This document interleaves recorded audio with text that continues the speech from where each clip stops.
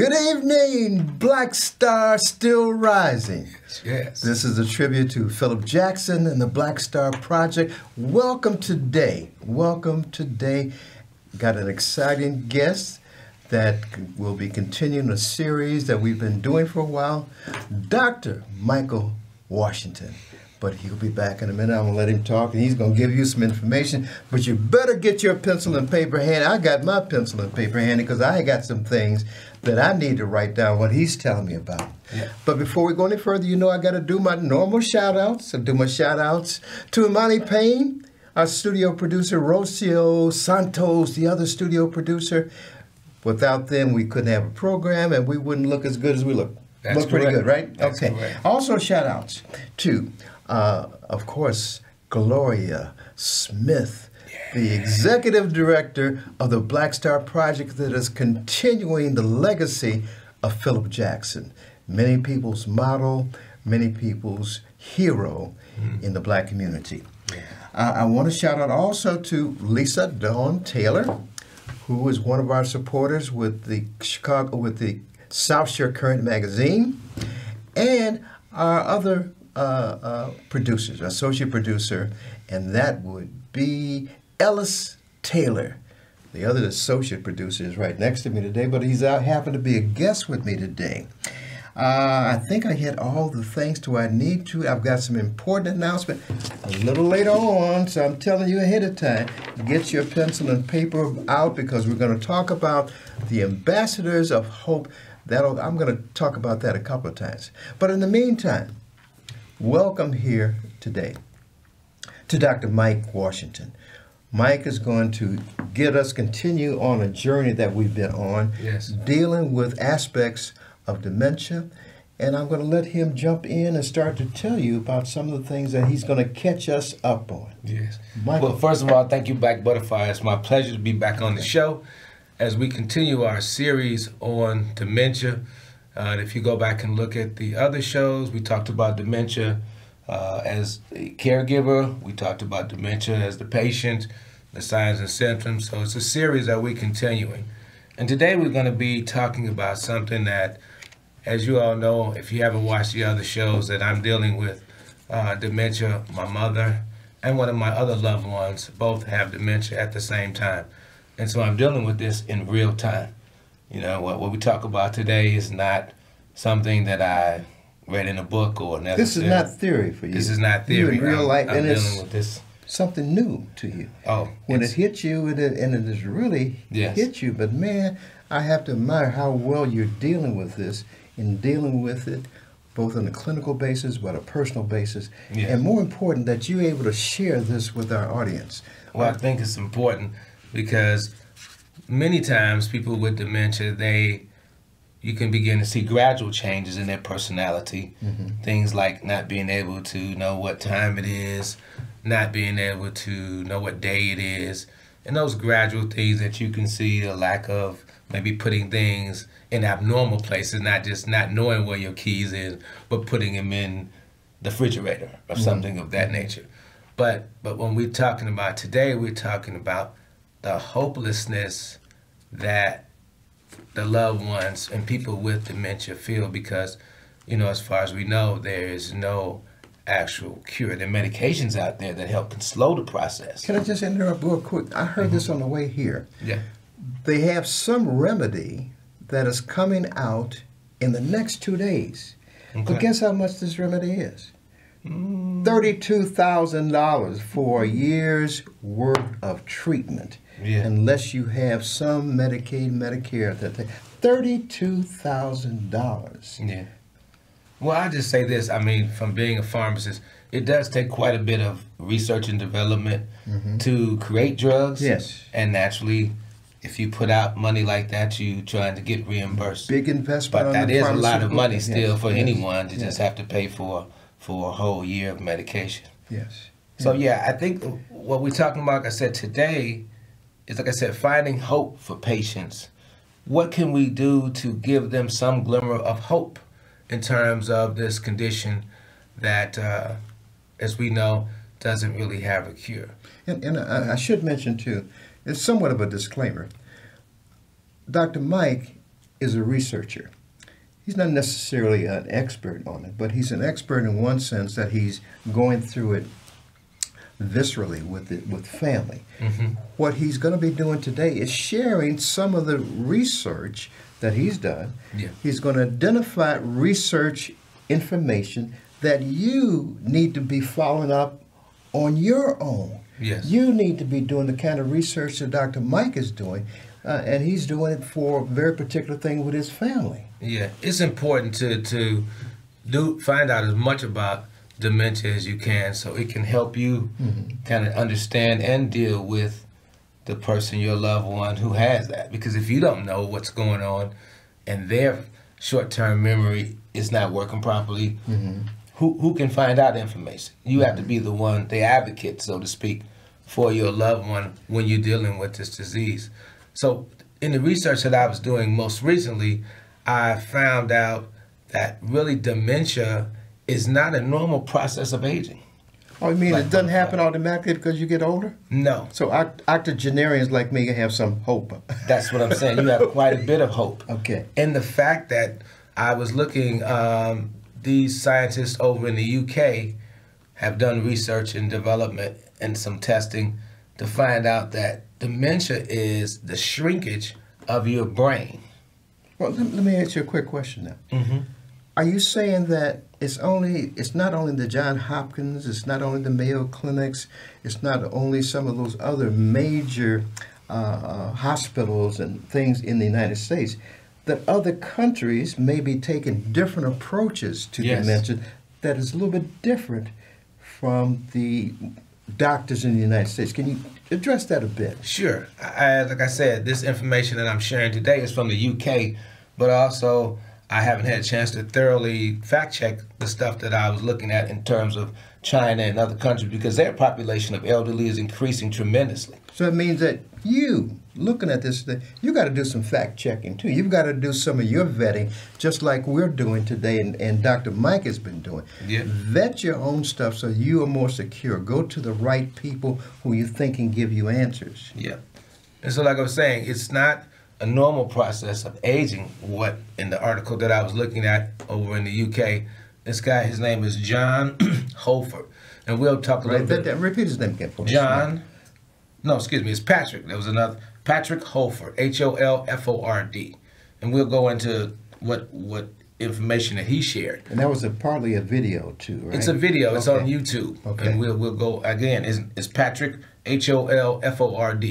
If you go on YouTube, the name of the article is called "Reducing Dementia Risk." I say again, "Reducing Dementia Risk." Patrick Holford, Holford.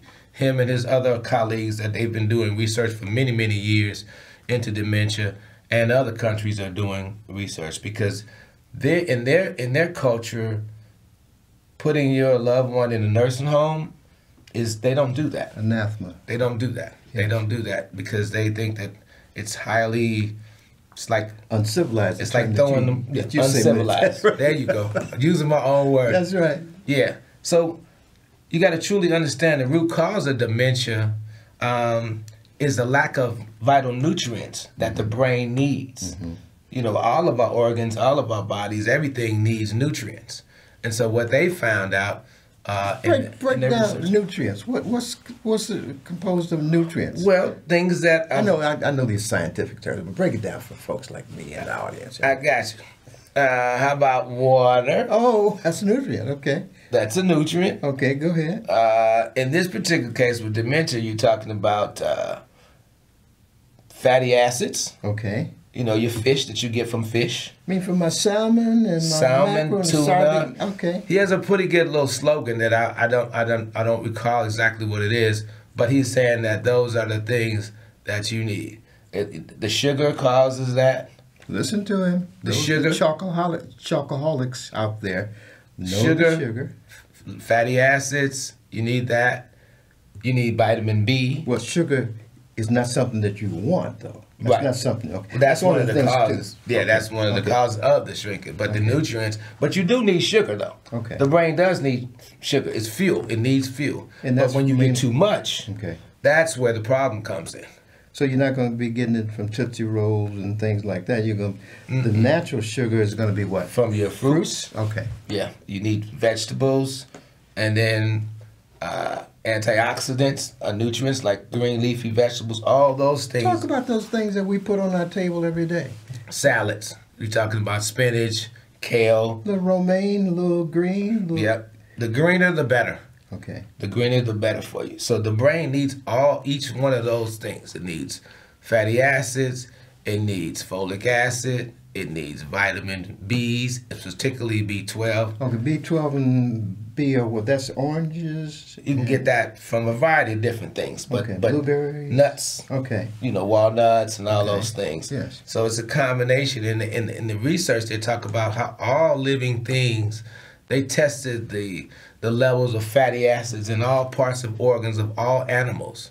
And they found out it varies in different organs, you know, the heart, the liver, and all that. But in the brain, you have to have the fatty acids and you have to have the B complex, particularly B12, in order for the cells of the brain to produce and grow. And we're talking the about neurons, they called it the neurons. Those are the building blocks of, like the bridges that messages go across. You have to have all animals that they tested back in the 70s.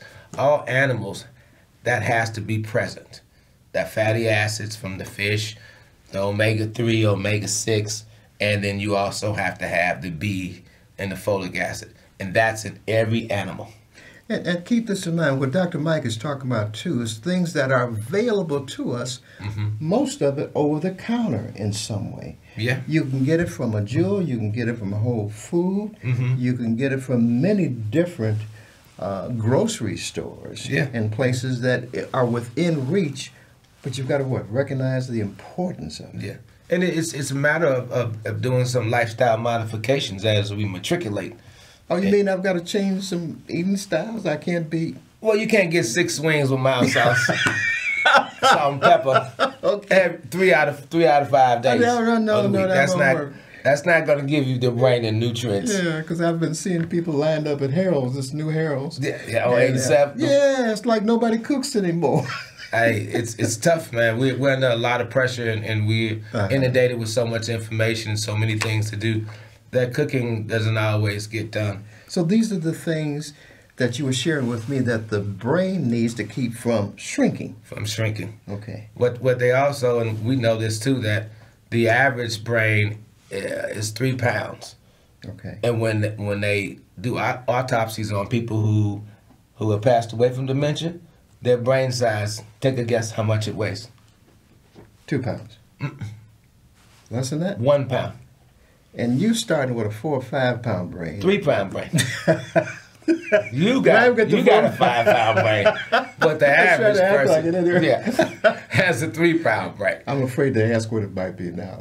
The shrinkage, how much shrinkage it could be right now. But that's something that they, all the studies when they do autopsies show the shrinkage of the brain, and that just comes from nutrients. Like your muscles, and if you don't build your muscles, they get loose and flabby. It's called atrophy. Okay. So the same thing applies to your brain. It's a muscle. It's a very complex. Say that again. The things that apply to your muscles and your strength, etc., it applies to your brain, and there are ways to deal with that. Well, you've heard the term. If you don't use it, you what?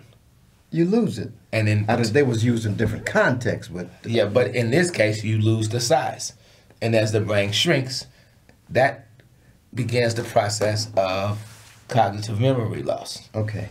And we know also that this doesn't just happen as we get old. This happens as we go along. Once you turn 40, 50, somewhere in there, our brain, because of the lack of nutrients, it's like, you know how a person can drink and they drink and they drink and they drink. They don't die from cirrhosis of the liver till later on. But they start that early. But the liver begins to break down. And a lot of people know people who passed away. My cousin passed away from cirrhosis of the liver. So over time, that process of the liver breaks down.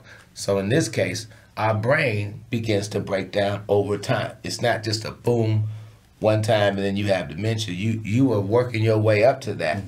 by not giving the brain the nutrients that it needed in order to function properly. Well, I'm going to take a quick break, but I want to go back. You shared something with me that there's a way that you and I can test to see where we are, whether our brain is shrunk down to a 2 right now, whatever. But I got to do some very special. Yeah, I can do some housekeeping. Yeah.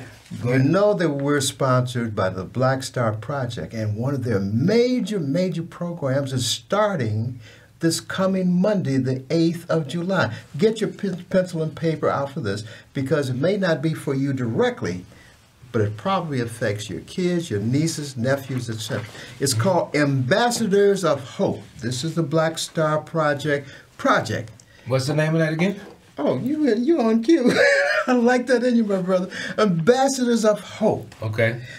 Ambassadors of Hope is an academic enrichment, maturation, and social emotional learning program designed to enhance students' academic skill, culturally, participatory, intergenerational learning experience. Now, you listen closely, because this is going to hit all of you who are looking today. This year's theme is centering love with power in defining hope. Now, this is open, keep this down, open to students in K through 8th. It's a 5-week program that meets Mondays, Wednesdays, and Fridays from 10 a.m. to 3 p.m. Now, I'm going to give you some more information. Get your pencil and paper handy. Get ready to do the Viva Voce. You're going to pass this information on word of mouth. The program, as I said, begins Monday, the 8th, 10 a.m. to 3. It's at the Black Star Project office, which is at 3509 South King Drive. That's in Suite 2B. That, if you didn't know, 35th King Drive is also called Philip Jackson Parkway. Some of you know that. All the smart people know that too. Here's part of the things that are going to be happening. Excursions, free. You hear that? Free lunches. F-R-E? F-R-E, yes. Our favorite? Skill building, free. And civic, and maybe, that's it, not just civic engagement, but community engagement things. Now, here's where you get that pencil and paper down. Don't miss this. You're going to be either talking to by phone. You're going to hit him up. You're going to talk to Justin Douglas. He's the director of programs for Black Star Project. His number, get this down, area code 773-285-9600. His email, you can email him at justin@blackstarproject.org. How are you spelling that name? Justin, Justin, at blackstarproject.org. Again, the phone number, 773-285-9600. I'm going to give you one more heads up on that. So if you haven't talked to somebody yet, call them, tell them to turn in on channel 21 to watch the rest of this. And you'll also be able to catch it on YouTube. It'll be available, this program will be available in a week, normally a week, so I want you to be aware of that. Give it back to you. Well, it's a beautiful thing that actually the Ambassador of Hope is such a great program, and we're talking about hope for dementia today as well. And that wasn't by coincidence. Yeah. We didn't plan that. That just happened serendipitously. Touch a little bit on how that personally, your mother dealt with that concept of hope.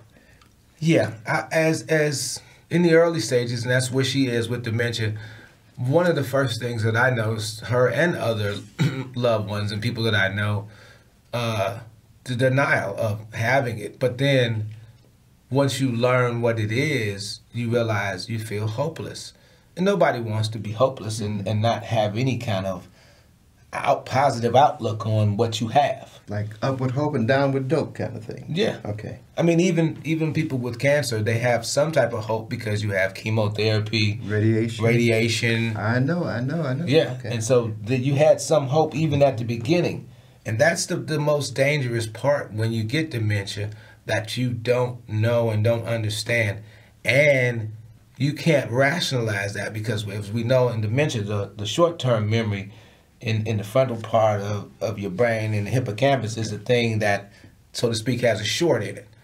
So things that we take for granted, time, place, and space, they don't have the ability to work that out.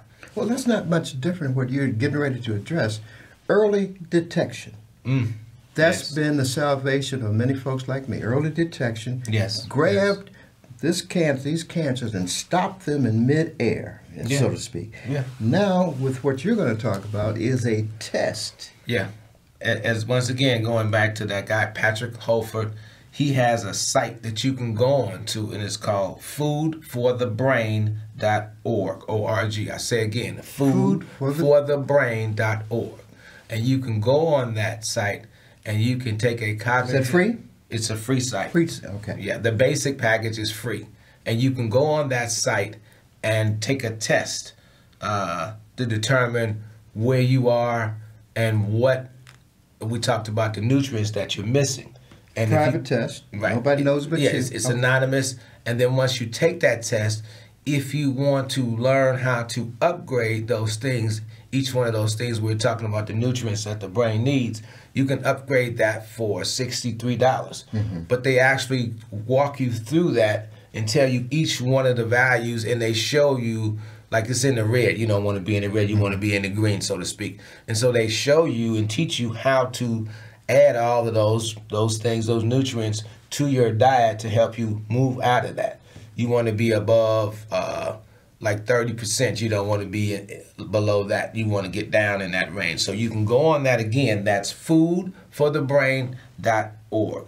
And also he has a book out called Upgrade Your Brain. And it's not an expensive book. And so those are things that we can use to give some hope for our loved ones and people we know outside of our loved ones to help cope with this disease. And we're trying to shine light on the darkness of this disease. Let's look out there in the audience. How many of you have $32,000 that you can, expendable income, that you can, in a couple of days, buy through a prescription probably, that prevents or attacks dementia? How many? Anybody raise their hand, Doc? Yeah. I didn't see anybody raise their hand. Yeah. You don't have $32,000? Well, if you don't have $32,000, maybe you should get an early warning one with the test. Yeah. And what about the nutrient things that you've been talking about? Is that something that's instead of $32,000? I think that would be a little more feasible. Okay. And like I said, we're not bashing the medications that exist, because prior to that there was nothing at all. And so naturally we're working to the pharmaceutical companies are doing the best they can and doing the research to provide some hope, but there are also other alternatives, preventive medicine, like any disease. We want to prevent it before we have to treat it, right? And you were telling me about this new way to approach it. There was a movie called Walk on the Wild Side. You talked about walking in wilderness. And can you share that with our audience today, what that means, walking in wilderness? Yeah, like I said, I'm dealing with this in real time, day to day. And so you learn to, first of all, give yourself and your loved one grace. Okay. As you're going through this, because you have to realize you've known this person. In this particular case, I know my mom all her life, and then one day she fell, and then actually the next day, the dementia was there. Okay. And so was it that immediate? Did you know the next day, because she had difficulty with getting on the computer, she had difficulty operating the remote, and those type of things. And so I knew instantly that there was something wrong, because the day before that, she could get online, go on Amazon, FaceTime the kids, and all those things. And then the next day, she was having difficulties with those things, with, like, we call them activities of daily living that you normally do and take for granted. And so, excuse me, those things, is immediately present that something was going on with that. And so, like I said, you're dealing with a shell of a person that you knew. Not the woman that raised you all these 60-something years that you... Okay. And so it's very difficult. I was talking to some other people about dementia. They've dealt with it, and they called it the long goodbye. Oh, that tells a story. Really? The long goodbye. The long goodbye. That's a term that some people that shared that with me that have gone through this. And it's very, very difficult to see your loved one kind of deteriorate right before your eyes. and not be able to communicate. So you have to meet them at their level. They can't come to where your level of cognitive skills and sets. You have to meet them where they are. And remember also, they're not giving you a hard time. They're having a hard time. Phone number again for Ambassador of Hope, 773-285-9600. And I want you to call those numbers. But in the meantime, we're getting ready to wind down. I want to say this. Black Star still rising. Yes. Black Star. And if you all didn't know, he just dropped the mic. I just dropped the mic. And thank you all so much for tuning in. And we'll see you next time. Thank you for being with us, with me and Mike, Dr. Mike. Oh, it's what pleasure, a pleasure to have you. He's going to be continuing to do research. Oh, 312-662-3106. I'm one of the resources to get to Dr. Mike if you want some more information. Okay. Yep. Thank you all again, and be safe and have a great holiday. That's it. Black Star, Stephen Carter.